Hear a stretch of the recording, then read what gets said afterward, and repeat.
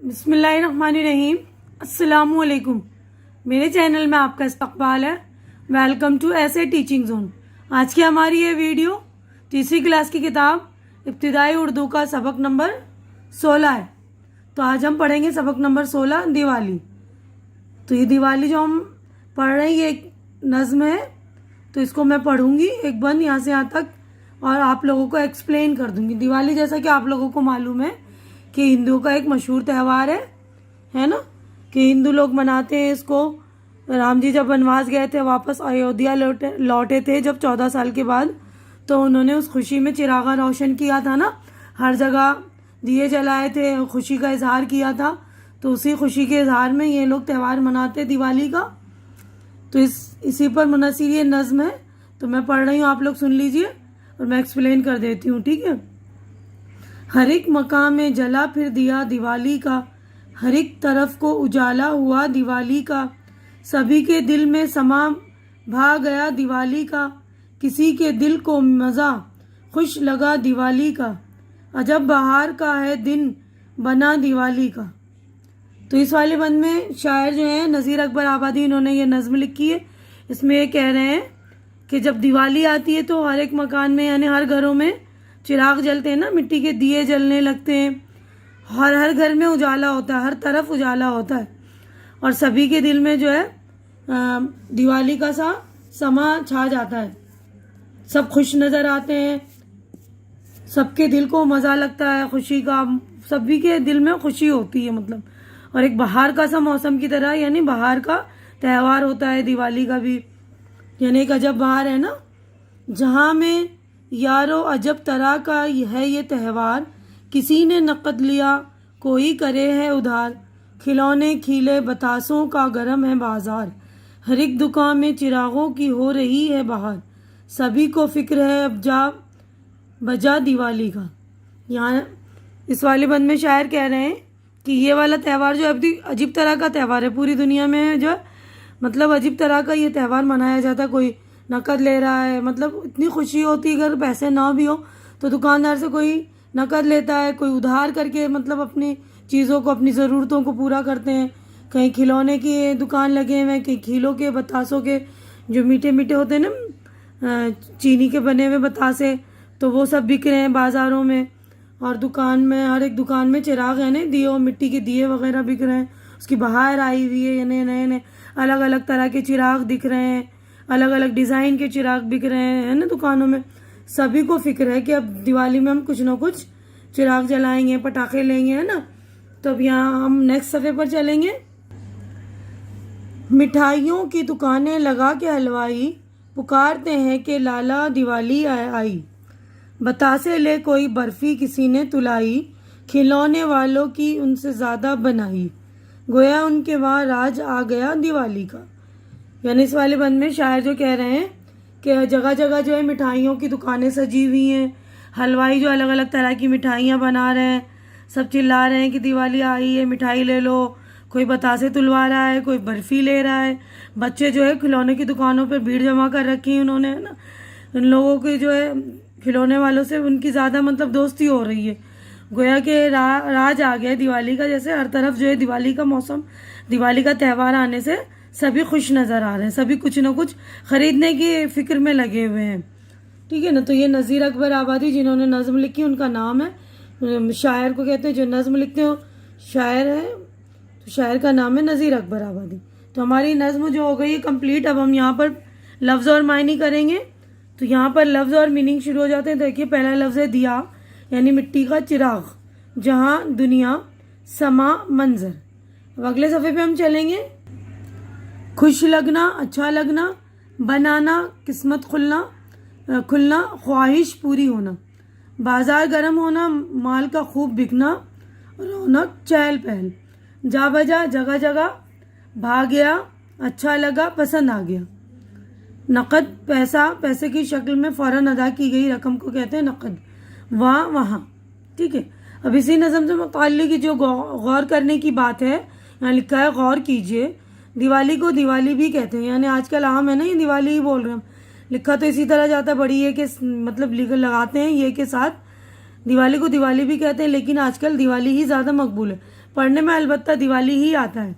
बतासा इसे बताशा और बताशा भी लिखते हैं, यानी दोनों तरह से बताशा बताशा लिखते हैं। त्यौहार इसे त्यौहार भी लिखते हैं और बोलते भी त्यौहार, यानी इसे इस तरह भी लिखते हैं।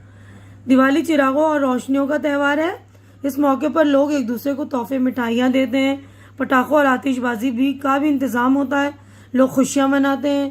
ये त्यौहार मोहब्बत और दोस्ती का पैगाम देता है, ठीक है ना। तो ये दिवाली का त्यौहार जो है खुशियों का और दोस्ती का पैगाम देता है ना। अब यहाँ पर हमारे क्वेश्चन नंबर 3 जो है सोचिए बताइए और लिखिए। तो यहाँ पे 3 क्वेश्चन हमारे, तो इसके जवाबात भी मैंने आप लोगों के लिए रेडी कर दिए हैं।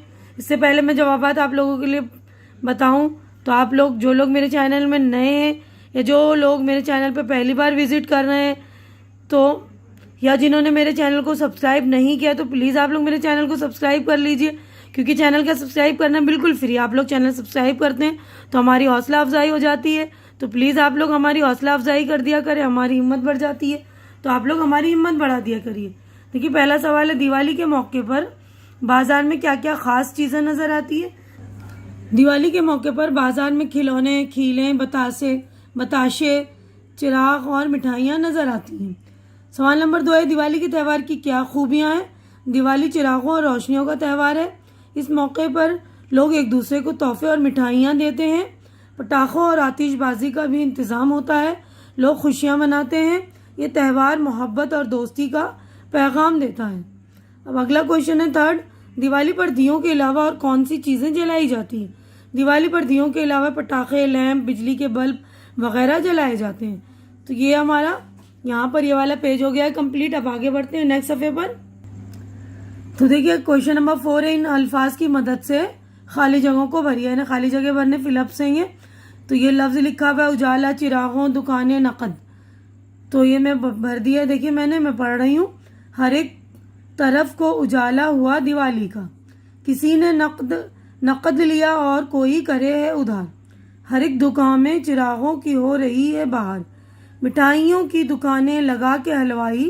ठीक है, तो सारी जो लफ्ज़ मैंने भर दिए देख लेंगे आप लोग। अगला क्वेश्चन देखिए, क्वेश्चन नंबर 5 है, खानों में दिए हुए वाहिद की जमा और जमा की वाहिद लिखी, यानी जिसकी वाहिद दी है उसकी जमा लिखनी है और जो जमा दिए हुए उनकी हमें वाहिद लिखनी है ना।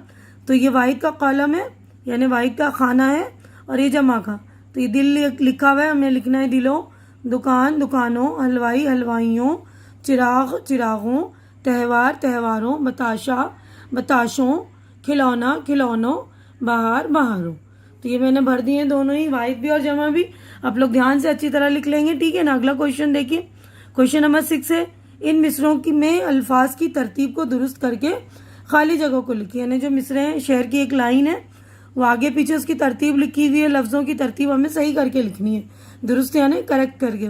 उनसे बनाई ज़्यादा खिलौने वालों की, तो सही मिसरा है, खिलौने वालों की उनसे ज़्यादा बनाई।